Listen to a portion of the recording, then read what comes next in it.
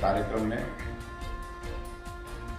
हमारे बीच में हिमाचल प्रदेश सरकार में माननीय शिक्षा मंत्री श्री गोविंद सिंह ठाकुर जी, हमारे बीच में हमारी पार्टी के वरिष्ठ नेता पूर्व सांसद रहे आदरणीय श्री महेश्वर सिंह जी, माननीय विधायक शौरीलाल जी, माननीय विधायक सुरेंद्र शौरी जी, कर्मचारी व पेंशन कल्याण बोर्ड के हमारे प्रदेश के सम्मानित उपाध्यक्ष श्री घनश्याम शर्मा जी, राजपत्रित कर्मचारी महासंघ के प्रदेश के अध्यक्ष श्री अश्विनी ठाकुर जी, महामंत्री राजेश शर्मा जी, कुल्लू जिला के हमारे अध्यक्ष श्री आशु गोयल जी, हमारे बीच में HPMC के vice chairman Ram Singh ji, agro industries के हमारे वाइस चेयरमैन श्री युवराज जी, हमारे बीच में श्री रमेश शर्मा जी APMC से, हमारे बीच में ब्रिगेडियर कुशाल ठाकुर जी, APMC के अध्यक्ष Amar Thakur ji, deputy commissioner Kullu SP Kullu, और यहाँ कर्मचारी महासंघ के प्रदेश के सभी प्रमुख नेतागण, जिला के सभी नेतागण, देवी और शक्ति।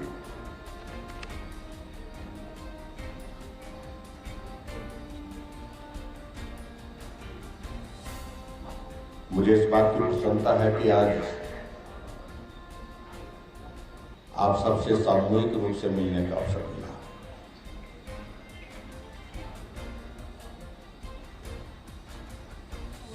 सरकार बनने के पश्चात हमारा कहीं न कहीं किसी न किसी कार्यक्रम में मिलना होता रहता है,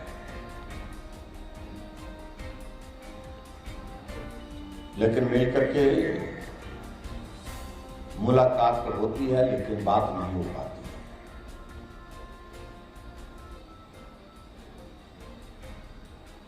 यह हमेशा हमारे साथ एक इस तरह की बात रहती है कि उनकी व्यस्तताओं के कारण हम भी अपने काम में व्यस्त होते हैं और सरकार के विभिन्न कार्यक्रमों को लागू करने के लिए आप लोग भी अपने अपने इसमें व्यस्त होते हैं। लेकिन कर्मचारियों के साथ हमारा संबंध सौहार्दपूर्ण हो, ये सरकार के लिए बहुत आवश्यक है। हिमाचल प्रदेश में सरकार बनने के पश्चात कई तरह की सुधार, कई तरह के आग्रह हमारे समक्ष आते थे। कुछ लोग बोलते थे कि कर्मचारियों के साथ हमारा व्यवहार सख्त रहना चाहिए क्योंकि ये तो सरकारी नौकर है।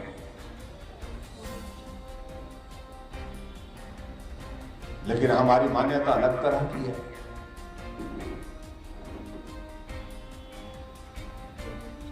अगर सरकारी नौकर है तो इंसान तो है ही है। हमारा रिश्ता क्या है? ठीक है तो गलत करता है तो वो निश्चित रूप से उसको पूछा जाना चाहिए। गलती करता है, बार बार गलती करता है, जानबूझ करके गलती करता है, उसको पूछा जाना चाहिए।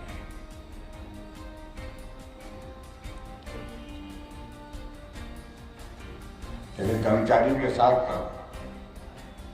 हमको फासला बना करके चलना चाहिए, उनके साथ सख्ती का व्यवहार करना चाहिए। मैं समझता हूँ ये आवश्यक नहीं है। हम हिमाचल में रहते हैं, हिमाचल देवभूमि के नाम से जाना जाता है। ये हमारी देवभूमि के संस्कार में नहीं है और मेरे व्यवहार में, मेरे संस्कार में तो बिल्कुल ही नहीं है।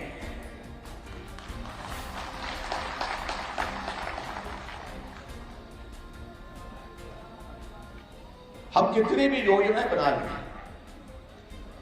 कितना भी बढ़िया सरल उसका उस सारी योजनाओं का लोगों के बीच में प्रदर्शन करने के लिए होर्डिंग लगा दे, बैनर लगा दे, खूब प्रचार प्रसार करें, करोड़ों रुपए खर्च कर दें, लेकिन उन योजनाओं को बनाने के बाद जमीनी स्तर पर पहुंचाने के लिए अगर कोई महत्वपूर्ण कार्य करता है, सबसे जोर मेहनत करके काम करता है और उन योजनाओं का लाभ लोगों तक पहुंचाता है जिनके लिए हमने वो योजना बनाई है, तो वो कर्मचारी और अधिकारी होते हैं।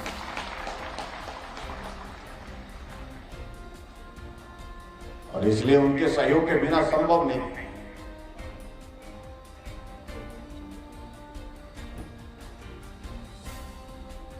हाँ, इस बात को हमको मान के चलना पड़ेगा कि वर्क कल्चर की आज की परिस्थिति में पूरे देश दुनिया में एक परिस्थिति आई है, उसमें सुधार होना चाहिए, ये आवश्यक है।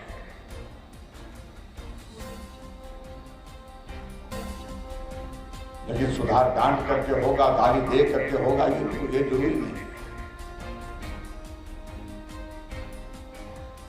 जिस काम को हम डांट करके करा सकते हैं, एक बार करा सकते हैं, लेकिन बार बार नहीं करा सकते। लेकिन किसी कठिन काम को हम व्यवहार से करा सकते हैं। बार बार कहने के बजाय व्यवहार से अगर हमारा संबंध जुड़ा हुआ है, आपस में सौहार्दपूर्ण तरीके से जुड़ा है, तो आदमी सोचता है कि नहीं, ये तो करना है, इसलिए करना है कि आदेश के साथ साथ में ये हमारे व्यवहार की दृष्टि से बहुत आवश्यक है कि जिस तरह से हमारा व्यवहार होना चाहिए।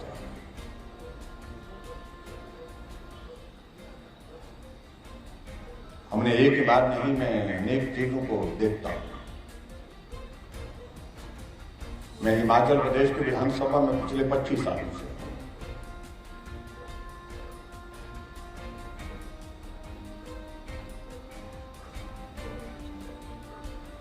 हमने इस बात को भी देखा कि कुछ लोग जल्दबाजी में, गुस्से में गाली दे करके काम तो करा लेते हैं, लेकिन जिंदगी भर फिर उस काम के लिए जिससे करवाया होता उसके मन में आत्मीयता का भाव जागृत नहीं कर सकते।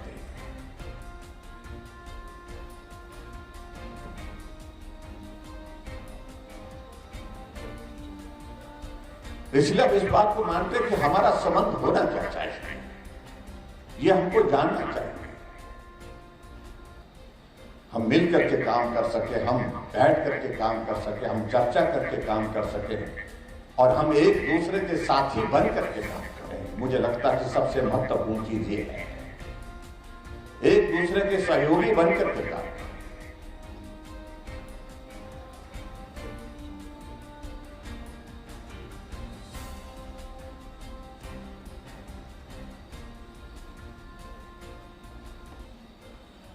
और जहां तक हिमाचल प्रदेश की बात है, हिमाचल प्रदेश में कर्मचारियों की संख्या बहुत है और पॉपुलेशन के प्रोपोर्शन में अगर हम देखें तो पूरे देश में शायद मेरे ख्याल हिमाचल पहला प्रदेश है जहां सबसे ज्यादा कर्मचारी हैं पॉपुलेशन के प्रोपोर्शन के हिसाब से।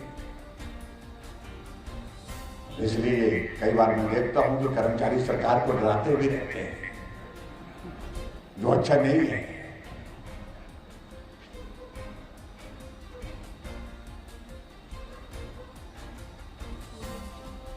क्योंकि इस बात को मान करके चलना है कि कर्मचारियों के सहयोग के बिना सरकार नहीं बनती है, कर्मचारियों के सहयोग के बिना सरकार नहीं चलती है।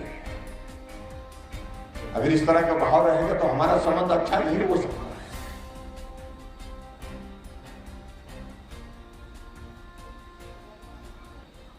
कुछ लोग बोलते हैं हमने कई सरकारें गिराई हैं, वो भाव अच्छा नहीं है।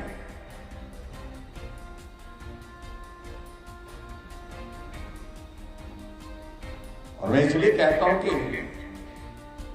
बड़ी संख्या होने के बावजूद भी हम एक दूसरे की समस्या को समझें, एक दूसरे की परिस्थितियों को समझें। यह प्रदेश मेरा ही नहीं है, यह आपका भी है। ये भाव कभी दिल से जाना नहीं चाहिए, दिमाग से जाना नहीं चाहिए। ये प्रदेश हमारा है, सबका है।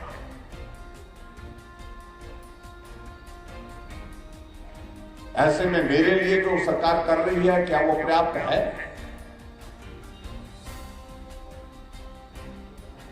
अगर पर्याप्त नहीं है तो अपना पक्ष रखिए।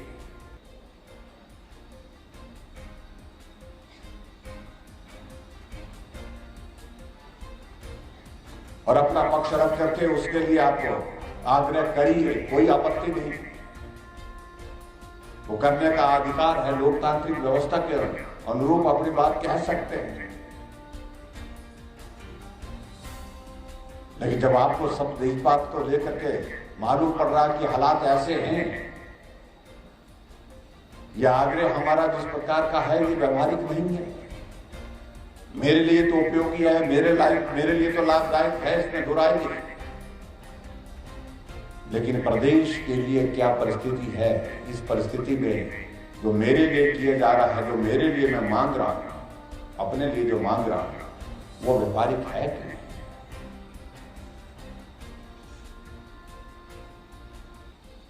इसलिए जहां आपके बीच में सारी बातें कही गई, जो लोग आजकल कुछ लोग बहुत प्रचार करते हैं कि कर्मचारियों के लिए हमने ये किया, कर्मचारियों के लिए हमने ये किया, कर्मचारियों के लिए हमने ये किया, हमारे साथियों ने भी कहा।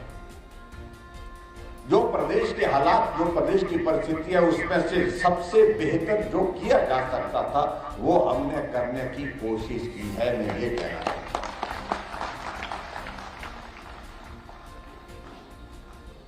मैं उन सारी बातों में जा ही नहीं रहा जिसका जिक्र यहां पर राजेश जी ने किया, जिनका जिक्र घनश्याम जी ने किया, अर्जुन जी ने किया।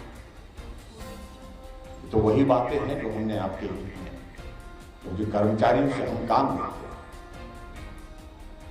और उनका जो ड्यू शेयर बनता, जो हिस्सा बनता है, वो हिस्सा उनको मिलना चाहिए, समय पर मिलना चाहिए, यह आवश्यक है। और हमने प्रयत्न भी उस दिशा से किया, उस तरह से किया, ईमानदारी से किया।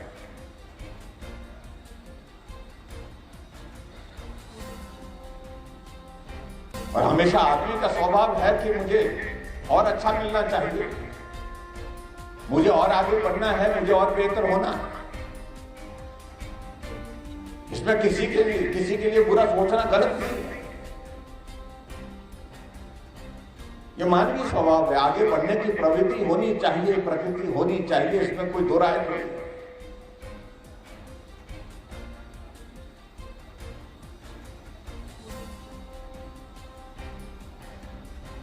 लेकिन कई बार हम इस बात को देखते हैं कि अनावश्यक रूप से दोषी ना हो करके भी दोष डालने की कोशिश होती है, वो दुर्भाग्यपूर्ण है।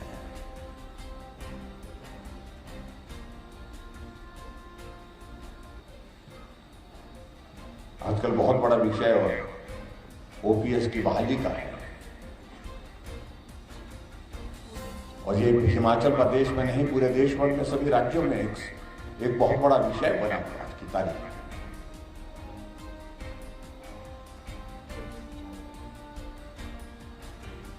हम इस बात से सहमत है, कर्मचारियों के लिए बेहतर भविष्य की कल्पना करना उनके लिए कोई अपराध नहीं है, उनका कोई अपराध नहीं, उनकी कोई गलती नहीं है। अपने परिवार के लिए अच्छे आने वाले समय में सुरक्षित भविष्य की कल्पना करना कोई भी अपराध नहीं है, सभी व्यक्ति करते हैं, आपको अधिकार है, कौन मना कर रहा है?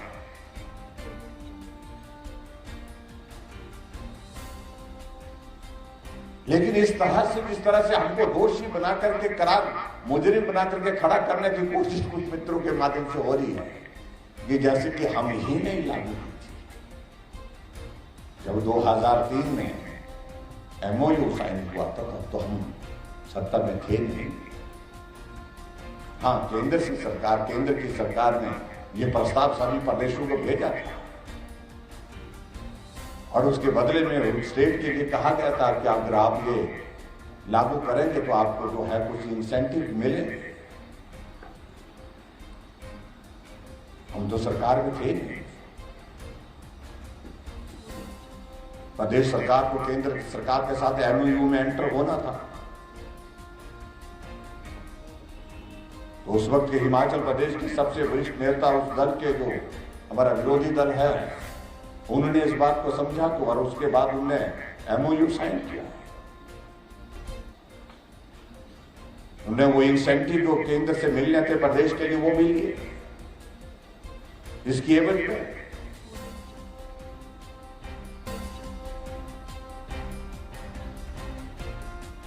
और उसके पश्चात एनपीएस लागू हुआ। एनपीएस लागू होने के बाद चलता रहा, लेकिन इस विषय को लेकर के बहुत ज्यादा विषय उठा भी, लंबा समय हो गया। उसके बाद भाजपा की फिर सरकार बनी 2007 में, लेकिन जिक्र नहीं हुआ।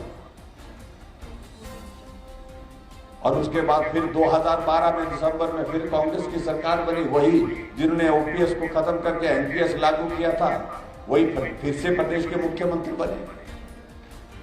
ना आपने बात की, ना किसी और ने बात की, ना उन्होंने बात की। लेकिन ये विषय उस वक्त क्यों आ गया इस तरह का, जब बारी हमारी आई, कोविड का दौर आया। विषय ये सारी चीजों को लेकर के सोचने के हैं हमारे सामने। अगर सही मायने में कहूं, इन सारी चीजों में अगर जिस प्रकार से 2012 में अगर आप लोगों ने इस विषय को आगे बढ़ाया होता, कर्मचारियों ने, सब लोगों ने आवाज उठाई होती, तो शायद वो सोचते। ना आवाज उठी, ना उन्होंने सोचा। और अभी जो जिस प्रकार का इस विषय को हमारे सामने प्रस्तुत किया गया है, हम इसको गंभीरता से लेकर के विचार कर रहे हैं कि रास्ता क्या हो सकता है।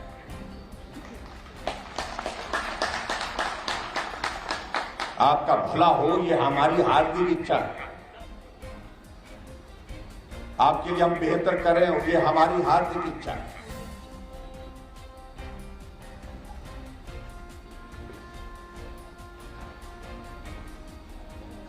लेकिन इसको किया कैसे जाए, रास्ता क्या हो सकता है, किस प्रकार से समस्या का समाधान हो सकता है, ये इतना सरल नहीं। कुछ कांग्रेस शासित राज्यों ने घोषणा कर दी है, नोटिफिकेशन की है, लेकिन इससे आगे चीजें नहीं बढ़ी है। चीजें जहां खड़ी थी वहीं की वहीं खड़ी है। हमारी जोनल काउंसिल की मीटिंग में अभी राजस्थान में थी, गृह मंत्री जी वहां पर आए थे। जोनल काउंसिल की मीटिंग में वहां के जो मुख्यमंत्री राजस्थान के गृह मंत्री को कह रहे थे कि हमने ये फैसला तो ले लिया है, लेकिन उसके बावजूद ये संभव नहीं हो पा रहा है। आप सबके सहयोग के, केंद्र के सहयोग के बिना ये संभव नहीं है।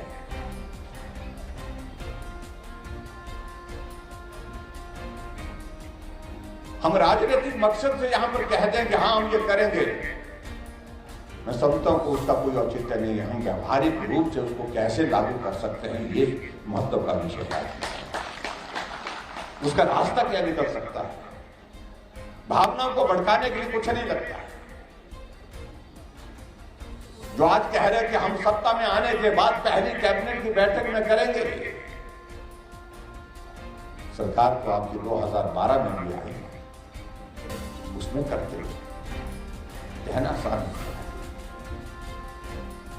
अभी हमारी दिल्ली में बैठक थी, नीति आयोग की बैठक थी। नीति आयोग की बैठक में भी हम लंच के समय इकट्ठा था, एक मेज पर थे, प्रधानमंत्री जी भी थे, राजस्थान के मुख्यमंत्री भी उसी मेज पर थे, असम के मुख्यमंत्री भी उसी मेज पर हम भोजन कर रहे थे।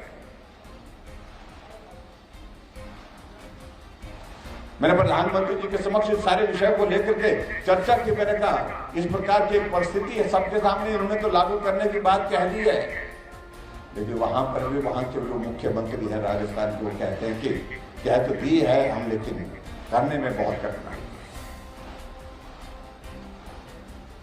इसलिए भाई और बहन, मैं कभी भी कर्मचारियों के विरोध की बात करता ही नहीं। मैं आप सबका हृदय से आभारी हूं कि आप सबका 4.5 पौने 5 वर्ष के इस कार्यकाल में कदम से कदम मिला करके आपका साथ मिला, सहयोग मिला, मदद मिली, हर तरह से मदद मिली, हर तरह से मदद।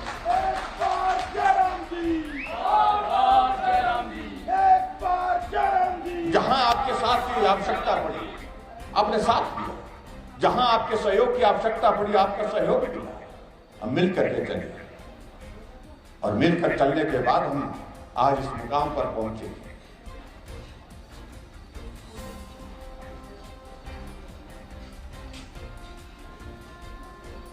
इसलिए मैं बहुत लंबी बात कहूंगा उचित नहीं है। जो लाभ मिले हैं उनका जिक्र हमारे साथियों ने कर दिया है, उनको मैं दोबारा उनको दोहराऊं वो बहुत उचित नहीं होगा। लेकिन मैं इतना मैं जरूर कहना चाहता हूं कि काश अगर ये कोविड का दौर नहीं होता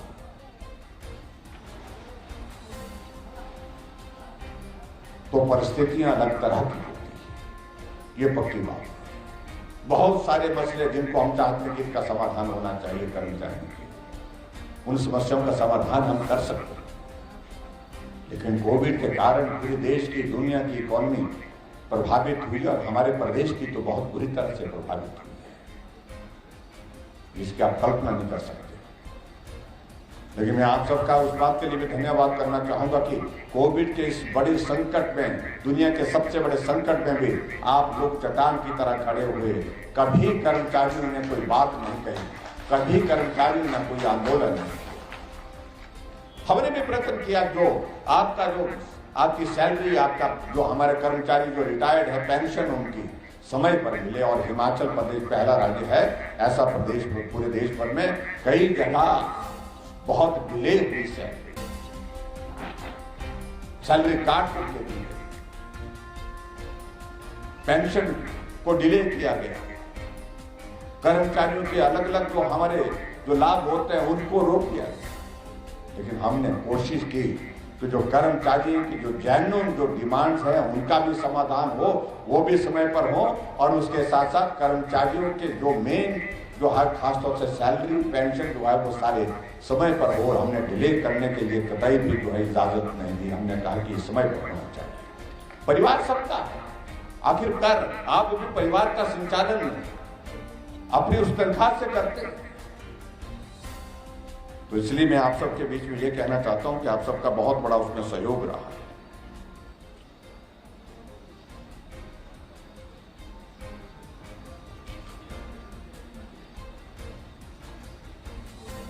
मैं उन सारी बातों को छोड़ देता हूं जिनका जिक्र मुझसे पहले यहां पर सब साथियों ने कर दिया है।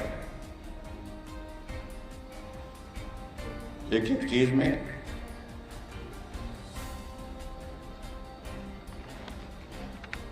चाहे हमारे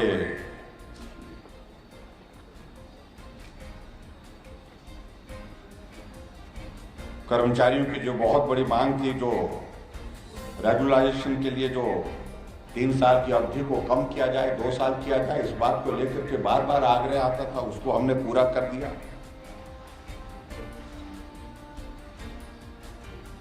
संशोधित वेतनमान की अगर हम बात कहें तो वो भी हमने हिमाचल प्रदेश में हमने वो प्रदान किए।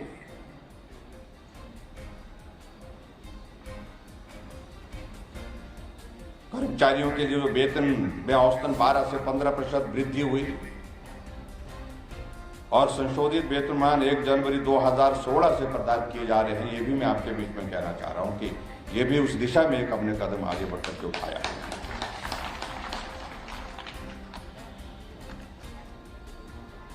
और कर्मचारियों के लिए जो पेंशन, जो हमारे पेंशन भोगी हैं जो हैं, उनको संशोधित पेंशन जो है वो प्रदान की जा रही है। 2018 से 2022 के दोनों राज्य के कर्मचारियों और पेंशन भोगियों को लगभग 7,801 करोड़ रुपए के लाभ हमने प्राप्त, मतलब लाभ जो है उनको प्रदान किए हैं। ये भी मैं आपके बीच में कहना चाहता हूँ, एक छोटे प्रदेश के लिए बहुत बड़ा अमाउंट है, बहुत बड़ी एक राशि है। उसमें हमने आसान किया ऐसा नहीं है, जो आपका हिस्सा था वो जो आपको मिलना चाहिए था, लेकिन आप सबके बीच में इस बात का मैं जिक्र कर रहा हूँ। और हमारी सरकार ने जो हमारे उच्च वेतनमान के लाभ से वंचित रहे विभिन्न विभागों के जो हमारे कर्मचारी थे, उनके लिए 3 जनवरी 2022 से पूर्व कार्यरत कर्मचारियों को 2 वर्ष का सेवा काल पूर्ण करने के पश्चात अन्य कर्मचारियों के समान उच्च वेतन प्रदान किया जा रहा है। ये भी हमने आगे बढ़कर के काम किया। हमारी सरकार ने JOI IT को भी 2 साल का नियमित सेवा काल पूरा करने पर लिपिकों की तर्ज पर उच्च वेतनमान प्रदान किया जा रहा है। ये भी हमने एक फैसला लिया जिस बात को लेकर बड़े लंबे समय से काफी वो आप लोगों की मांग थी। हमने डेली वेजर जो है उनके दिहाड़ी में बढ़ोतरी की, 140 रुपए से बढ़ोतरी की, 140 रुपए की बढ़ोतरी की हमने। और वर्ष 2017 में दिहाड़ी 210 रुपए थी, उसको बढ़ा करके हमने अब 350 रुपए किया। अभी तक की किसी भी सरकार में तो न्यूनतम दिहाड़ी की सबसे बड़ी अगर इंक्रीज हुई तो हमारी सरकार के दौरान हुई, इस बात को भी नहीं कहना चाह रहा। और आगे बढ़कर के हम ये भी कह सकते हैं कि जहां 1 लाख से अधिक एनपीएस कर्मचारियों को लाभान्वित करने के लिए एनपीएस के अंशदान को 10 से बढ़ाकर के 14% किया गया। और इस बात को लेकर के आप काफी लंबे समय से मांग भी कर रहे थे। और एनपीएस कर्मचारियों को भी ओपीएस कर्मचारियों के समान डेथ कम रिटायरमेंट ग्रेजुटी के लाभ प्रदान किए गए। इस मांग को लेकर के आप लंबे समय से पूर्व सरकार के साथ भी बात करते रहे, लेकिन आपकी समस्या का समाधान उस वक्त हुआ नहीं था।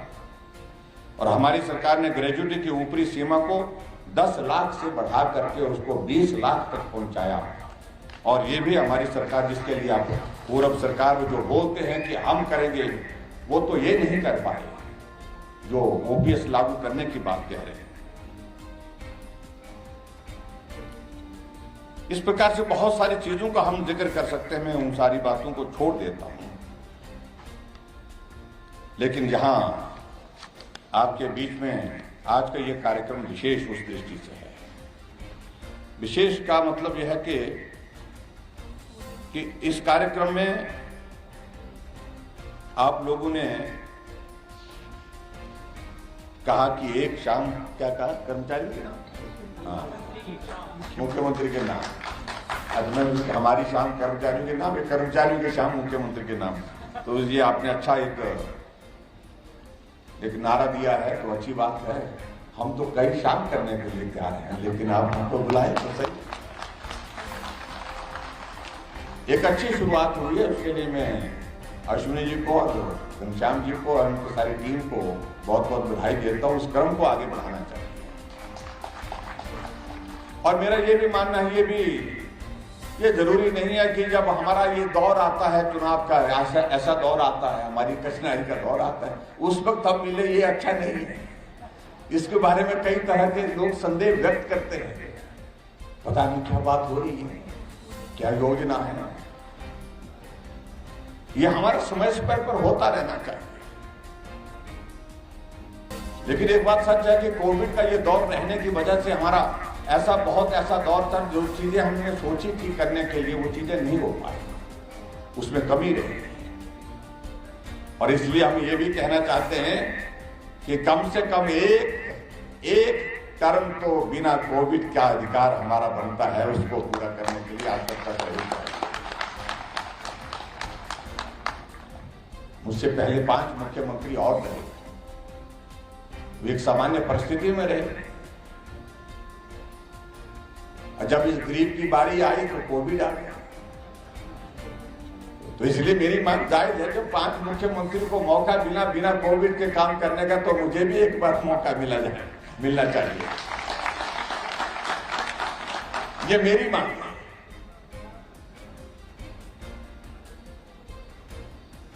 स्वाभाविक रूप से जो मांगे हैं वो खत्म नहीं होती। काम कभी जिंदगी में खत्म नहीं होते हैं, जिंदगी खत्म हो जाती है लेकिन काम खत्म नहीं होते। ये दौर चलता रहता है। एक चीज होती है तो दूसरी चीज आती है, दूसरी होती है तो तीसरी रह जाती है, तीसरी होती है। ना घर के काम मैंने खत्म होते देखे और ना मैंने बाहर के काम खत्म होते देखे। हाँ, मैंने लोगों की जिंदगियां खत्म होते देखे लेकिन काम खत्म होते नहीं देखे कभी। इसलिए ये दौर चलता रहेगा। हम अच्छा करेंगे और अच्छा करने की कोशिश करेंगे, बहुत बेहतर करने की कोशिश करेंगे आने वाले समय में। ये मैं आपके बीच में कहना चाहता हूं। शिमला के पीटर हॉल के मैदान में हमारा मिलना हुआ था। मैं सचमुच में कर्मचारियों के मांगों के सिलसिले में इतना जरूर कहना चाहता हूं कि मुझे आपकी ये सारी कैलकुलेशन जो होती है, क्योंकि मैंने तो नौकरी करी नहीं, मुझे मालूम नहीं पड़ता ये कैसे कैसे तनख्वाह बढ़ती है, इंक्रीमेंट्स लगती है, ये जो है वो सारी चीजें आप उसमें बहुत ज्यादा उलझ करके मत उलझिए। लेकिन आप सब हिसाब जो है, मेरा तो हिसाब बहुत खराब है, लेकिन इसलिए खराब होने का लाभ भी होता है, तो ये सारी कैलकुलेशन में दिमाग लगाने की जरूरत ही नहीं पड़ती, जो होगा सो होगा, देखिए जाएगा। लेकिन आप लोग कर्मचारी बहुत कैलकुलेट करता है और स्वाभाविक रूप से उसको अपने जीवन की प्लानिंग करनी होती है, आगे की प्लानिंग करनी होती है कि उसका आय का जरिया वही होता है, परिवार का चलाने का जरिया वही होता है। इसलिए स्वाभाविक रूप से आप अपनी जगह सच्चे भी हैं। पीटरहॉफ में हमने जो बात कही थी, मैं कुछ चीजों को आगे बढ़ाया है और उसमें जो कार्य जो है वो प्रगति पर है, मैं आपके बीच में कहना चाहता हूं। और उस सिलसिले में सिर्फ मैं इतना कहना चाह रहा हूं,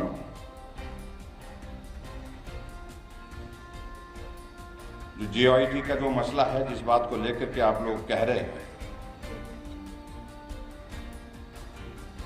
तकनीकी तौर पर उसमें काफी ज्यादा हमारी चर्चा जो होनी थी वो हो चुकी है, लेकिन कुछ और चीजें उसमें आगे पूरा करने की दृष्टि से आने वाले समय में जो रही हैं, मैं आपको विश्वास दिलाता हूं, उनको पूरा करके आपकी उस समस्या का समाधान करने का हम रास्ता निकालेंगे।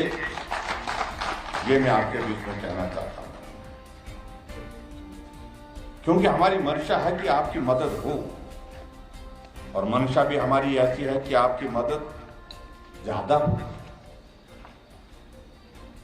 लेकिन उसके बाद जो हालात, जो परिस्थिति है, उन परिस्थिति में जो कर सकते हैं वो करने की हम कोशिश करें। OPS के मामले में मैं इतना ही कहना चाहता हूं, तो हमारे OPS MPS का जो मसला है, हमारे विपक्ष के लोग इसको सबसे बड़ा हथियार मान करके चल रहे हैं। उनको ऐसा लग रहा है कि अगर उनकी सरकार बनेगी तो इसी मुद्दे से बनेगी और हमारे पास कुछ बचा ही नहीं है। मेरा आप सबसे विनम्र निवेदन है कि इस हथियार को मत दीजिए, उनको इस्तेमाल करिए। आपका भला जितना हम सोच सकते हैं, जितना हम कर सकते हैं, वो नहीं कर सकते हैं। उनके सामने अवसर थे, उस वक्त किया नहीं, और आज कह रहे हैं कि हम करें।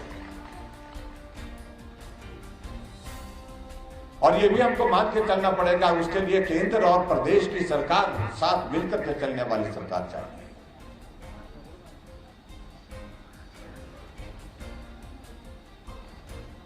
और केंद्र में आदरणीय नरेंद्र भाई मोदी जी का नेतृत्व तो अभी 20-25 साल तक कितना चलता है, अब आने वाले समय में अभी तक कोई संभावना नहीं है, दूर दूर तक संभावना नहीं है।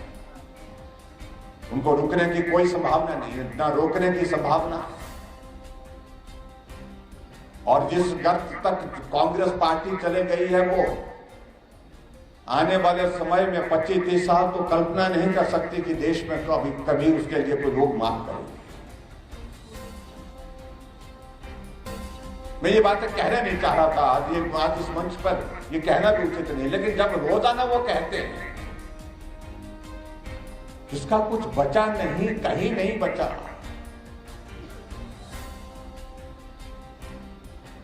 उनसे उम्मीद लगाना अच्छा नहीं है। बहुत ज्यादा निराशा होगी और वो निराशा आपको बहुत पीड़ा देगी। मैं ये कहना चाह रहा हूँ, जो कर्मचारी भाइयों को मैं इतना कहना चाह रहा हूँ, स्वतंत्र हैं आप लोकतांत्रिक व्यवस्था, लेकिन जिस तरह से वो आपकी भावनाओं को, कर्मचारी की भावनाओं को हथियार बनाने की कोशिश कर रहे हैं, कर्मचारियों को भी निराशा होगी। उनका तो जो होना है सो होना है। और यहाँ कुछ बातों को लेकर के एक बात कही गई कि जो NGO का जो आपका भवन कुल्लू का है, उसकी ऊपर वाली मंजिल में कहा गया कि उसमें गेस्ट हाउस बनाना चाह रहे हैं। ये मांग आप लोगों की है। कर्मचारी अपने काम से आते हैं, जाते हैं, बैठना, मिलना जुलना आप सबका होता है। तो मैं इस कार्य के लिए 25 लाख रुपए देने की यहाँ पर घोषणा करता हूँ।